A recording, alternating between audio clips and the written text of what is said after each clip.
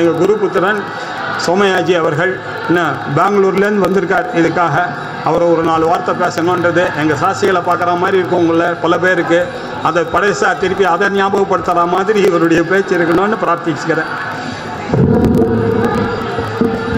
कुंडली कुमारी कुटिले चंडीचराचर सवित्री चामुंडे गुणिनि गुहारिणि गुह्ये गुरुमूर्ते त्वां नमामि कामाक्षि.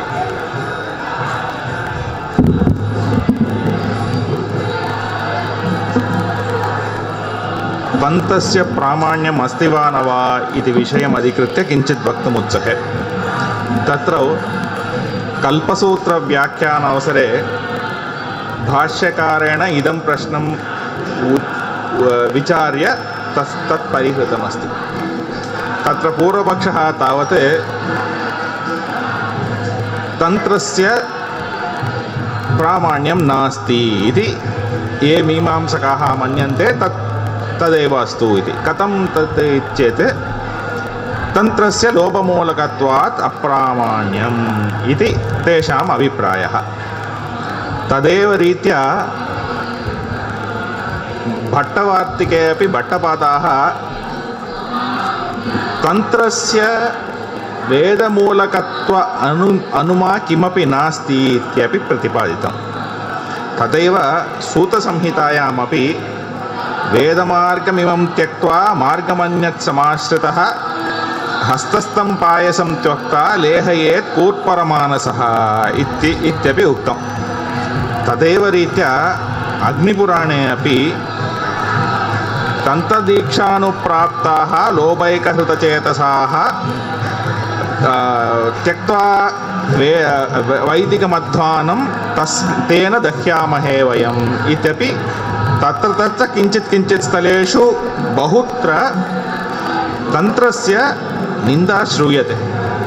तस्मात् नास्ति तन्त्रस्य प्रामाण्यं. तस्मात् इदं कल्पसूत्रं न व्याख्येयम् इति प्राप्ते आचार्यः वदति तन्न तन्त्रस्य प्रामाण्यम् अस्त्येव.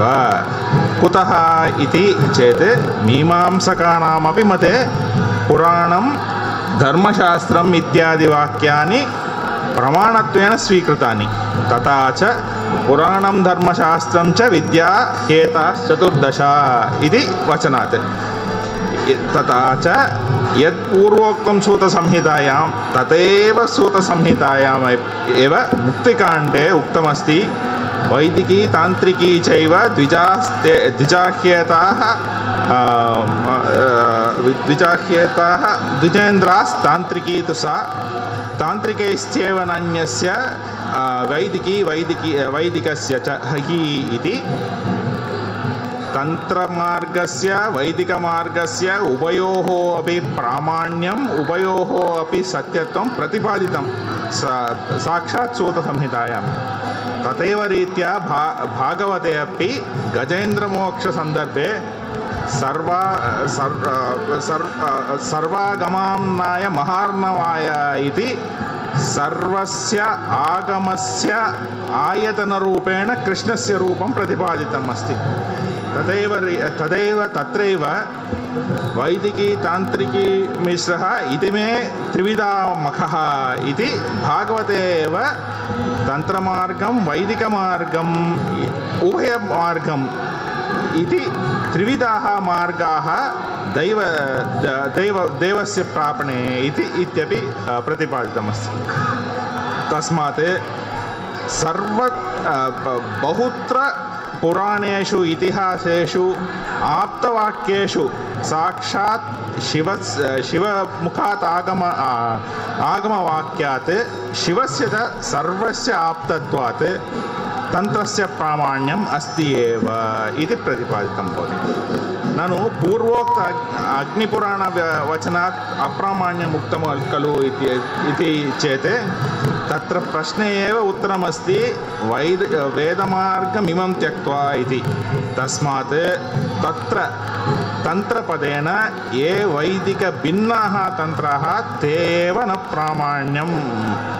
यथा छागस्योपयामेधसः इति मन्त्रबलेन पशुशब्दस्य संकोच क्रियते. तथा रीत्या यः तन्त्रः वैदिक मार्ग भिन्नः तादृशतन्त्रः न प्रमाणम्। यथा तु समयाचारः भवति, शाक्तमार्गः भवति, वैदानुसारिणी भवति, तादृशतन्त्रः सर्वदा प्रमाणम् एव भवति इति समाहितमस्ति। इत्येवं प्राप्ते अस्तु तन्त्रस्य प्रमाणमस्तु, परन्तु तस्य अधिकारित्वे किञ्चित् सङ्कोचः कुर्मः। ये वैदिकाः सन्तु ते वैदिकमार्गमेव भवतु, ये वेदभ्रष्टाः सन्ति, श्रीसूत्राः सन्ति, तेषामेव तन्त्रे तेषाम् अधिकारः भवतु इति चेत् तथापि न स्वीकर्तुं शक्यते। कुतः? पुनः पुराणादि प्रमाणात्। तथैव अध्यात्मरामायणे लक्ष्मणेन ब्रह्मक्षत्राणां सुगमपथं मुक्तिहेतवे पृष्ठे सति श्रीरामः वदति दशावरणपूजां च आगमोक्तं प्रकारयेत्, होमं कुर्यात् प्रयत्नेन विधिना तन्त्रकोविदः इति ब्राह्मणादिवर्णानां ब्रह्मचर्यादि आश्रमाणां च अविशेषेण तन्त्रेषु अधिकारः उक्तः साक्षात् रामेण। तथैव भागवते अपि उभाभ्यां वेदतन्त्राभ्यां मह्यं तु उभयसिद्धये इत्यपि कृष्णस्य वचनमस्ति। अस्तु, तर्हि अधिकारः कस्य भवति तन्त्रशास्त्रे इति चेत्, यथा वेदान्ते अधिकारविचारे तावत् यद्यपि अध्ययनसाधारणं भवति, अध्ययनस्य साधारणकारणं भवति, तथापि साधनचतुष्टिः कारणत्वेन अङ्गीक्रियते। तथा यः पूर्वकृतकर्मभिः विशुद्धचित्तः भवति, यः च न अत्यन्तविरक्तः न अत्यन्त आरक्तः भवति, तस्य शमादमादिसाधनसिद्ध्यर्थम् एकाग्रतासाधनसिद्ध्यर्थं तन्त्रेषु तस्य एव अधिकारः इति सम्यक्तया निरूपितमस्ति अस्मिन् ग्रन्थे इति प्रतिपादितमस्ति।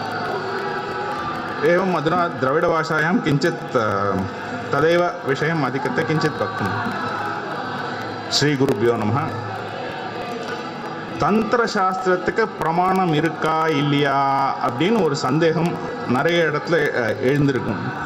ஏன்னா வைதிக மார்க்கமும் தந்திர மார்க்கமும் கிஞ்சித் கொஞ்சம் வித்தியாசங்கள் இருக்கும்.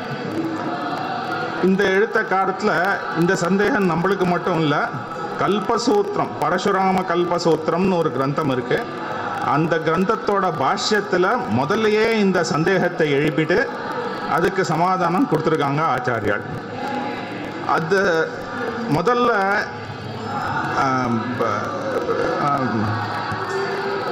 எப்படி போகணும் அப்படின்னா, எதுக்கு பிரமாணம் இல்லை, தந்திரம் எதுக்கு பிரமாணமாக இருக்கக்கூடாதுன்னு முதல்ல அதை புரிஞ்சுண்டு தந்திரம் எதுக்கு பிரமாணமாக இருக்குன்னு நிரூபிக்கும். எதுக்கு பிரமாணம் இருக்கக்கூடாது அப்படின்னு ஒரு சந்தேகத்தில் ரெண்டு விஷயம் சொல்லியிருக்கார். ஒன்று, மீமாம்சகால் தந்திரத்தை பிராமாண்யமாக எடுத்துக்கக்கூடாதுன்னு. எதுக்கு? லோபத்தினால தந்திரத்து பண்ணுறாள் அப்படின்னு ஒரு ஆக்ஷேபம் எடுத்திருக்காங்க. அதுக்கப்புறம் நிறைய புராணத்தில் அங்கே தந்திரத்தை நிந்த பண்ணுற மாதிரி வாக்கியம் இருக்குது. எப்படின்னா, லோபத்தினால் யார் ஒருவர் வைதிக மார்க்கத்தை விட்டுட்டு தந்திர மார்க்கத்தை அனுசரிக்கிறாங்களோ அவங்களுக்கு லாபம் இருக்காது. அந்த மாதிரி புராண வாக்கியங்கள் நிறைய இருக்கு. அந்த மாதிரி புராண வாக்கியம் சக்தியிலையும் மீமாம்ச மத்தால் சொன்ன சக்தியிலையும் தந்திரத்துக்கு பிரமாணம் இல்லை அப்படின்னு பூர்வபக்ஷம். அதுக்கு ஆன்சர் சொல்கிற மாதிரி ஆச்சாரியால் சொல்லியிருக்காரு. அப்படி கிடையாது. புராணங்கள் எந்த ஒரு புராணங்களை கோட் பண்ணி இந்த தந்திரத்துக்கு நிந்த சொல்லியிருக்கோமோ அதே புராணத்தில் தந்திரத்துக்கும் பிரமாணம் உண்டு, வைதிகத்துக்கும் பிரமாணம் உண்டு. ரெண்டுத்துக்கும் சமமாக பிரமாணம் உண்டு அப்படின்னு சூத சம்ஹிதா அப்படின்ன கிரந்தத்தில் இருக்கு அப்படின்னு சொல்லியிருக்காங்க. ரெண்டுத்துக்கும் பிரமாணம் இருக்குன்னா முன்னாடி கொஷின் பண்ணோம் இல்லையா, தந்திர மார்க்கத்தில் பிரமாணம் இல்லைன்னு கோட் பண்ணது வந்து அந்த இடத்துல தந்திரம் அப்படின்னா என்னதுன்னா வேத மார்க்கம் தியக்த்வா அப்படிங்கிற வார்த்தை இருக்கிறதுனால எந்த கேள்வியை கேட்டீங்களோ அதே கேள்வியிலேயே பதில் இருக்கு. வேத மார்க்கத்தை விட்டு யார் தந்திர மார்க்கத்தை அனுசரிக்கிறாங்களோ அவங்களுக்கு மட்டும் அந்த மாதிரி ஒரு தந்திரம் தான் பிரமாணம் கிடையாது. மீதி தந்திரத்துக்கு பிரமாணம் உண்டு அப்படின்னு ஆச்சாரியால் பிரதிபாதிக்கிறார். அதுக்கப்புறம் வந்து சரி, தந்திரத்துக்கு பிராமாணியம் இருந்தப்ப கூட அதிகாரி யாரு அப்படின்னு கேள்வி எழுப்பினா, பிராமண க்ஷத்ரியாதி வர்ணம் எல்லாருக்கும், பிரம்மச்சரியாதி ஆசிரமம் எல்லாருக்கும் அவங்களோட அதிகாரி அனுசாரமாக தந்திரத்தில் எல்லாருக்கும் பிரவேசம் உண்டு அப்படின்னு கூட சொல்லியிருக்காரு. அப்படி இருந்தால் அப்போ யாருக்கு தான் தந்திரம் ஸ்பெசிஃபிக்காக சொல்லணும் அப்படின்னு கேட்டால், வேதாந்த சாஸ்திரம் ஒன்று தான் முக்திக்கு மார்க்கம். அந்த வேதாந்த சாஸ்திரத்துக்கு என்ன அதிகாரி அப்படின்னா அத்தியனம் மட்டும் இல்லை, சாதன சம்பத்தி சதுஷ்டயம் அப்படின்னு சொல்கிறது அந்த 4மே வேணும். அந்த 4மே வேணும்னா பூர்வம் நம்ம சத்கர்மா நிறைய பண்ணியிருக்கணும். அந்த சர்க்கத்மானால் வந்த சித்தசுத்தி ஏது இருக்கோ அந்த சித்தசுத்தியோட பலம் பெருக பெருக சமதமாதி சாதனம் வேணும்னா அந்த சமம் நம்ம கூடணும்னா, அதே மாதிரி ஏகாகிரதையும் கூடணும்னா அவங்களுக்கு இந்த தந்திரம் ஸ்பெசிஃபிக்காக உபதேசம் பண்ணியிருக்கு. அந்த தந்திரத்தில் பிரவீணலாம் ஆனோம்னா இதுக்கு மேலே வேதாந்த வாக்கியம் புரிஞ்சு அதனால் மோட்சம் கிடைக்கும் அப்படின்னு சொல்லி தெரிஞ்சுக்கலாம்.